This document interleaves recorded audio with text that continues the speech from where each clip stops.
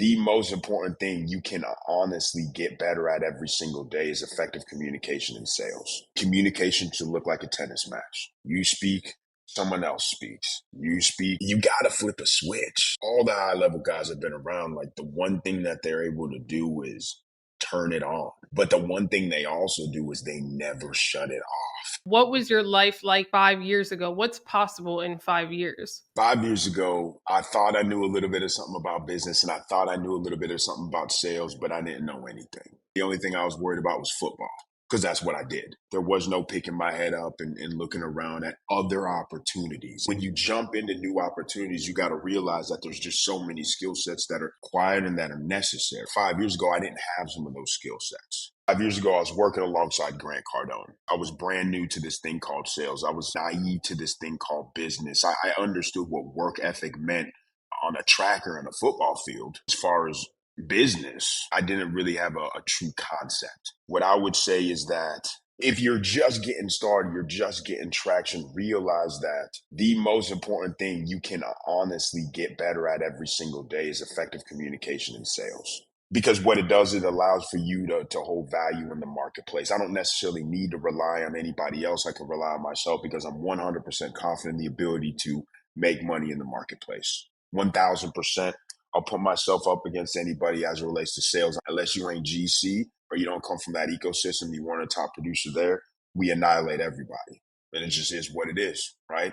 Get into an ecosystem and an environment that pushes you to that next level, but also develops you into that next level type person. You have to be constantly evolving and you have to be constantly training on the things that are required for you to get to where it is that you want to be. For me, it's business. We have our marketing agency now. We specialize in retention marketing. I love the big brand deals, the partnership deals, NIL deals. But there's no way that we would be able to make the traction that we're currently making today if 5 years ago I didn't realize I got to take an opportunity that invest in the skill set to be able to sell. And that's the best thing I ever did up until this point as it relates to business. That's what I would suggest. Get into the sales thing. Don't get into a place to where you're capped at $15K a month.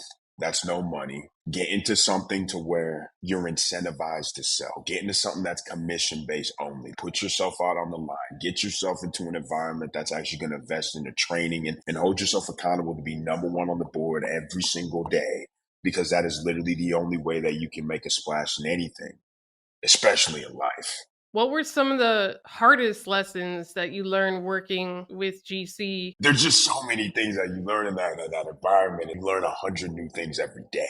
It's wild. That mantra, that 10X deal, and it's going to be 10 times as hard as you originally think. I believe that to a core. What took me, this was a different ecosystem. This is a different environment. This is 6 years ago. This is when he started to get that traction. Like what we're talking about, a man over half a decade went from like 17 million into billions in the span of 5 years via brand and collaboration and partnership. So I saw a crazy trajectory. When I was there, we were calling people with sheets of paper and I was writing down on a notepad like what they told me. That's how infant. And I don't want to say it was an infancy business, but man, it was just a Wild West. It took me 8 months to get my first deal from start to finish. Wow. It took me 8 months. And we weren't necessarily required to close every single person when you first get indoctrinated into that ecosystem. You're required to make the 350 phone calls a day. You're averaging 5-6 hours of talk time every single day. We were hosting 130 to 135 events every single year. There was nothing else but that.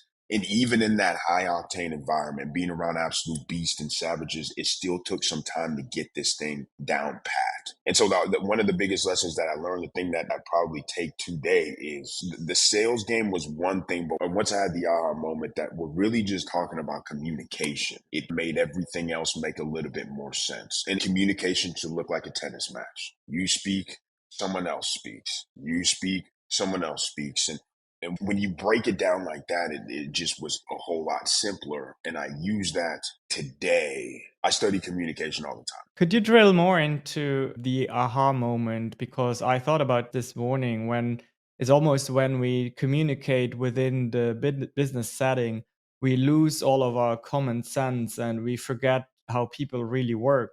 I'll make the correlation to sports too, because that's what I know. It's like You learn an offensive playbook, or for me, it was defensive playbook, and you understand what cover 2 is. You understand what cover 3 is. You can understand what man is.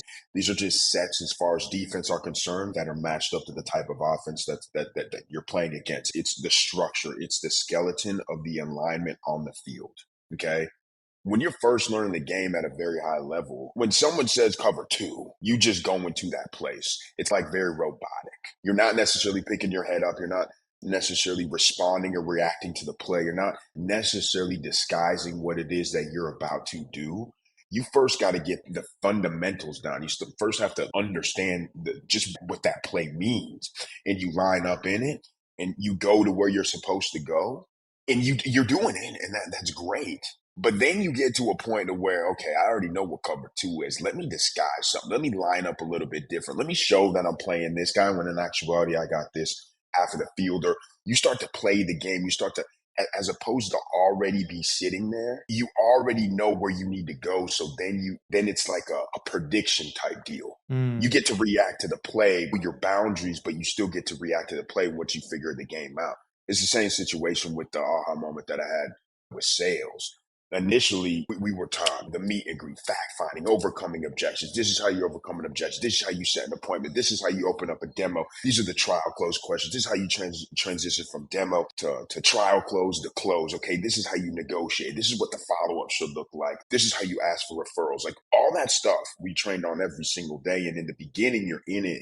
And I don't want to say you're robotic, but it's all brand new to you. So you just stick within the lane. You stick within the boundaries, and you do exactly what is necessary to check off the box. But the aha moment for me was when I was like, hey, look, I know trial close questions. I know how to book an appointment now. Let me throw my own something on it. Like, let me talk to somebody how I would talk to somebody if they were just in front of me. And the way you talk to a person making 2 to 3 million a year is completely different than the way you talk to a person that's making 550 million a year. Whole different league, whole different ball game. They deal with way different things as it relates to problems and issues. And we're talking about merger and acquisition and market share, and the price of oil just went up and steel production just went down 15%. And that affects your, like, it's just a whole different level than when you're talking to a guy only doing 2 million. So then I started to realize, oh shit, like I'm talking to people. Let me actually talk to people. But that would have never happened if I didn't have the foundation and didn't have at least the skeleton to build off of first. So you have to go through that cycle, I think. You have to. That's what I mean by that. It's 100% true. It's the same thing with video, right? Like you start doing video, it's mechanical. Then eventually there's a whole nother level where your energy gets involved in it. It's on your Instagram that you're leaning into 100% of your brand now. How powerful is brand to you? Like, how much are you really leaning into brand, and what can brand do for a business? It's everything. It's everything. It's every single day I realize more and more how important it was, how important it is, and how important it will always be. Listen, when I think of the word brand, I don't think of brand. I think of your last name. How important is your damn last name to you? And that's a question I just asked to you guys, and I'm not expecting you to answer it, but when you start thinking, man, how important is my last name? How important is my family? How important is it for me to solidify something on this earth so that when I'm gone, my last name ain't? I think that it is everything for just a person. I think that it's everything for a business. I always heard that people can connect faster with the face and the voice than they can a logo initially. I think it's the fastest way to jumpstart immediate mind and market share and gain traction in the marketplace when you are beginning and when you are starting. I think it is something that you need to get to the point where it enters the room before you do, so you don't got to do the talking. If LeBron James walked into this room, if we knew LeBron James was hopping on this thing, bro, you don't have to talk. You could just sit there and nod. We see you, cuz. We see you. It's just, you don't have to say a word. Man, even if you don't have a business, even if you're just starting, realize that you can still push a brand. The beautiful thing about brand and what I see about it, and I'm just learning, y'all. But goddamn, I'm going to be all over this world in a second, bro. You guys have no idea. But I'm learning this thing. So I'm saying, like, no matter what you do, your brand goes with you. When I think of brand, I also think of community. The most powerful businesses, the most powerful people, the most powerful anything have the backing and loyalty of a community. Nike has a community. Lululemon has a community. You're building like an army behind you. And you can't take over anything without an army. Mm. You just can't. You just can't. So that's what I feel about it. And again, I'm learning it more and more every single day. I'm doubling down on this brand thing more and more. But it's funny when you press on the gas a little bit more, you just realize how much more there is to press into Yeah, I this know. music. Yeah, it's crazy. It's like, bro, when does it stop? But not in a bad way, in a good way. So What would you say to like a person? Because a lot of entrepreneurs or salespeople get overwhelmed thinking, you're telling me, Mike, I have to do calls, I have to do everything that I have to in my business and then create content on top of that. you're damn right. You Yeah, sound that's like exactly what you me. got to do. Yeah, Yeah. okay. So we could complain about that, or there are people in this world that have to wake up with an AK-47 and walk outside and potentially get shot at, and they're 4 and 5 years old. And the thing that it is that you're doing is content. Like you waking up and you going to the gym and you making calls and you getting told to go play in traffic on the phone, or you walk into a massive meeting or a deal, or the way that you feel or the experience that you have, like all that is part of the brand. Like the one thing that we were taught is you are your own business, so operate accordingly. So everything that you do is content. It's just a matter of you got to just add a little bit of something to it to make it your own. And the only way you can add a little bit of something to it is by actually opening up your damn mouth. Listen, I live in Miami, Florida, man. Everybody looks good down here. And if you don't, It's it's a true. problem. And I'm saying everybody, like everybody looks good down here. What I'm saying is anybody can look good in a photo. Tell everybody to open up their mouth and maybe about 5% are actually real. So if you really want to build the brand, open up your mouth. That's it. I know a lot of people ask themselves, what should my brand represent, especially the personal brand? What values should it have? How should I come across? Did you always know that, or how did you find your way into the voice of your brand? I truly feel that I'm figuring out my brand as we speak. I don't think that I have it all figured out. I know that the big thing that I'm playing into is the come up rather, in us building into what I know we will become. And I feel that in and of itself, entrepreneur, building a business. I ain't gonna sell you a course. I'm not doing that because I haven't built $150 million business. Haven't built $1 billion business. I haven't exited for 77 times EBITDA. Like I haven't I haven't done that stuff. So for me, what I'm doing is I'm saying, hey, come along for the ride. Watch me grow this thing. Yeah, I like sports. Yeah, health is very important to me. I've got a young son. Okay, it's showtime. Brain surgery is difficult. Rocket science is difficult. Bro, who you are is who you are. If you got to try to figure out who it is that you are, that's a different conversation than figuring out what your brand is. Like how you walk, how you sleep, how you eat, your mantra, how you carry yourself, the way you dress, what it is you do, how you communicate, the things that excite you and the things that get you going. All that's your branding. You already know how to answer all those questions in 4 seconds.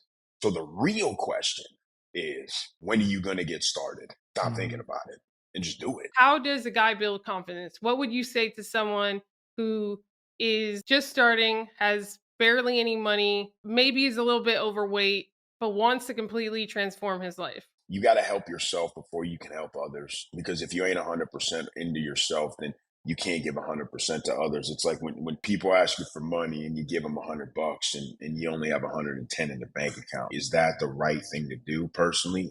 For me, hell no. You need to get your money up before you start helping other people. I think it's the same situation from maybe a confidence standpoint or a health standpoint or a business standpoint. Listen, if you're just getting started, just know that everybody is just getting started. Hell, we were just getting started into this new business not even a year and 8 months ago. Like, by no means have we been in business for 20 years, y'all. This is brand new to us as well. But the confidence comes from, number one, your health. You got to get your time. The greatest form of self-respect is good health. That's so true. Greatest form.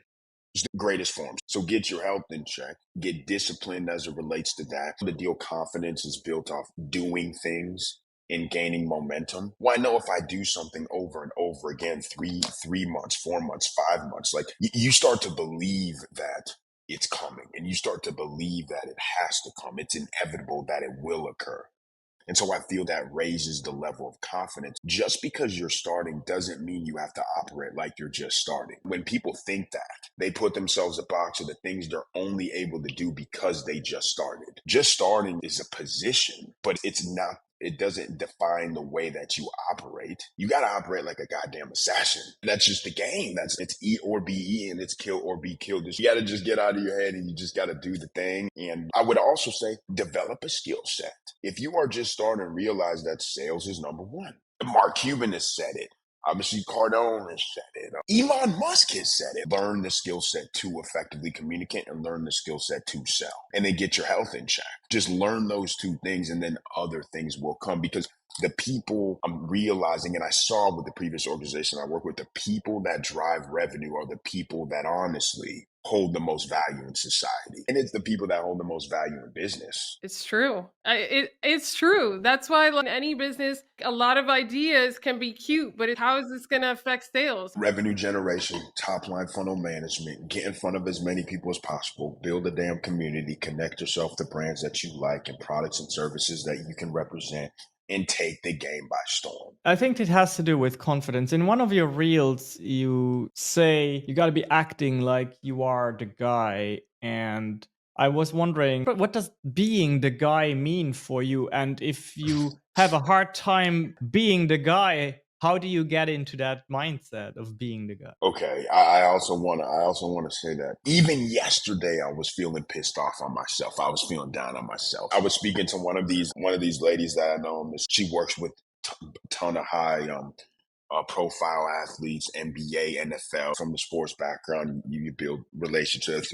We were just talking about like mental awareness and making sure that you're in check. I want it all, and sometimes I get pissed off because it's. You sound like me. You sound like me. Just like, you know what I'm saying? And sometimes I'm just like, bro, I'm like, you look up and you're like, damn it, I'm ready. Yo, let's put on the show for the world, man. What's up? And I get like that. So for all the people who are checking this thing out, don't get it twisted, because I deal with that all day, not all day, but several times a week. You know what I'm saying? It's just, you got to get your mind right. As far as like the acting the part before you get the part, I feel like you got to earn your keep. You got to do the right things in order for the thing that you're chasing to present itself. You can't expect for things just to come. How do you walk in a room and act like you're the guy? Or how do you walk into a big negotiations table with like Lacoste or somebody massive and close a deal and you're just a peon in comparison to what their worth is? You got to flip a switch. All the high level guys have been around. The one thing that they're able to do is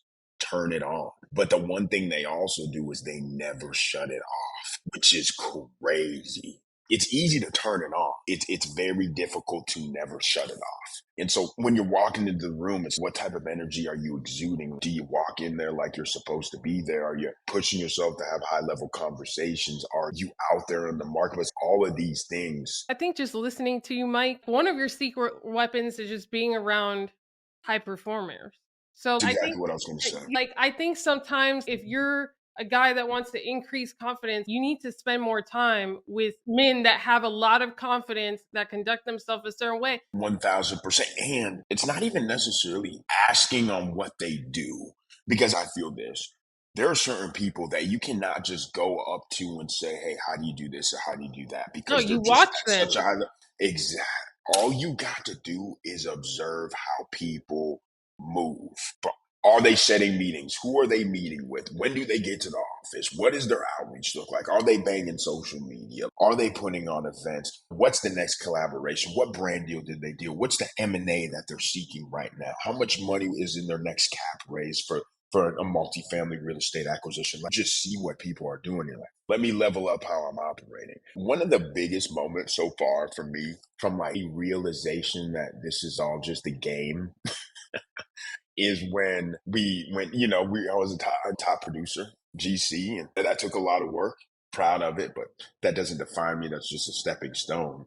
But I'm happy that we did that. He took 2 or 3 of the top producers and we went into a helicopter. Not only did he have one, he had 2. And so we get in a helicopter and we're flying over all of South Florida and we're literally pointing at all the buildings that one of the funds owns. And it was that building. And then we're just hovering over a helicopter that's worth like 22 million.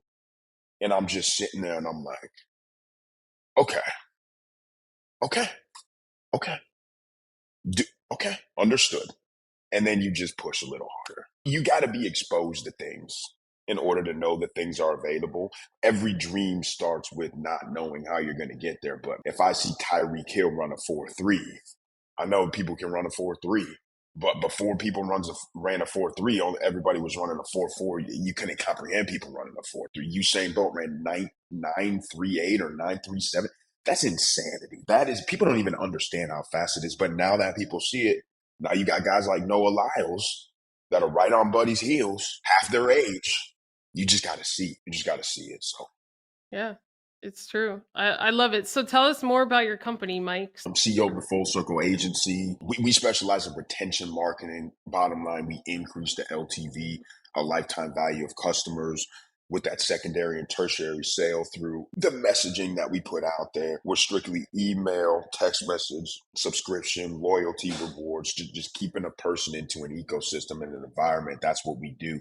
We're damn good at it. The companies that we work with or have worked with in the past include eBay, Lions Not Cheap, Tentacle, Akibo, Tectonic, Chaos Fishing, Love and Pebble, Amazing Lash. Like these are real big organizations. We primarily look for companies in the health and wellness, apparel, beauty, and or outdoor recreation space that are doing anywhere from about 10 to 15 million or more in revenue each and every single year, and who primarily or have a large focus on via selling online. They can't have brick and mortar, but they need to be able to sell online, and they need to have a multitude of products. Because then when you deliver messages, hey, you buy a Nike Dry Fit shirt, right? And then next week you get an email, hey, thanks so much. And then next day you get something, next day you get something. And then the third or fourth email, it's, hey, the release of the new shoe just came out, 10% off, they buy. That's what we do. But we need to have brands to have a multitude of things to offer to people in order for us to move the needle the quickest. So you mostly focus on product-based companies versus services? Primarily. Okay. Yeah, that's cool. How has being a dad made you more motivated? How has he changed you? Just realize that every decision that you make isn't necessarily affecting one person, it's affecting two now. But honestly, you want to know what it is? Just more joy. It's just more of an appreciation of time. That's what it's done. But the motivation thing, I've been the same way the whole time. I don't think it's really, I You're don't like, think, you know what? Yeah, it's like, whatever, man. Like, all right, okay. How do you motivate your team? You have extreme energy. What do you do maybe daily or weekly to transfer that energy onto your team? You can't necessarily rely on motivation because it comes and it goes. It's like a feeling. It's like happiness or sadness. So one of my mentors, Brandon Dawson, he always told me, whenever you're overseeing a team and whenever you oversee a business, you got to realize that people don't wake up for you. They don't go to work for you. They're not making, they don't really give a damn about you, your employees. And we realize that too. They don't give a damn about us. No person who's working for somebody else gives a damn about the person that they're working for. They're there to develop themselves and they're there to go to work for them. So what are everybody's own personal, professional, and financial goals? What motivates me cannot be the same thing that motivates you. For me, it's New York Times best-selling author on the cover of Forbes, worth $12 billion, living in downtown. They're like, those are the things that I'm writing down every single day. For somebody else, it could be that their mom's in hospice care and they just want to front the bill. Mm-hmm. So you gotta understand what motivates every single person, and then what you gotta do is you gotta tailor the wins and the successes and the ability to mature within a given entity to what it is that they're looking to achieve, while also outlining and painting a picture that there is the ability to grow. And you also got to paint a picture big enough that'll get people on board because like at Florida State, man, I left 1 year before we won a national championship. You know what I'm saying? Like we were the best in the country in football. Like we were the best. Jimbo didn't walk into the room and say, hey man, let's beat Clemson. Fuck Clemson. Jimbo walked into the room and said, bro, we're winning a damn national championship. That's something people can get behind. So you got to paint a picture big enough that people can get behind. And if you talk too small, then you're going to weed out the people who want to do something big. And those are the people that are always disciplined and usually always motivated. And we learned that with Brandon, and he taught us that. And so that's what we do for our business now. I was talking with one of my buddies yesterday, and he was like, what are the, and I'll end it with this. Obviously, I know time's money. My intention is not to waste it, but he said, what were some of the craziest things that you remember? There ain't nothing like 110,000 people screaming. And you just look up at 110,000 people and you're just like, oh shit, there ain't nothing like that. There ain't nothing like that, man. I was watching this documentary yesterday. Don't watch TV, but I watch sports documentaries, and It was on Beckham. One of his teammates said, if you could bottle up what 120,000 fans feels like when you're playing a sport and sold that, you would be a multi-billionaire in under 10 minutes. Like, I firmly believe that. So the reason why I say that is, like, whenever more people are watching them, I'm even more deadly. I just got to figure out how you do that.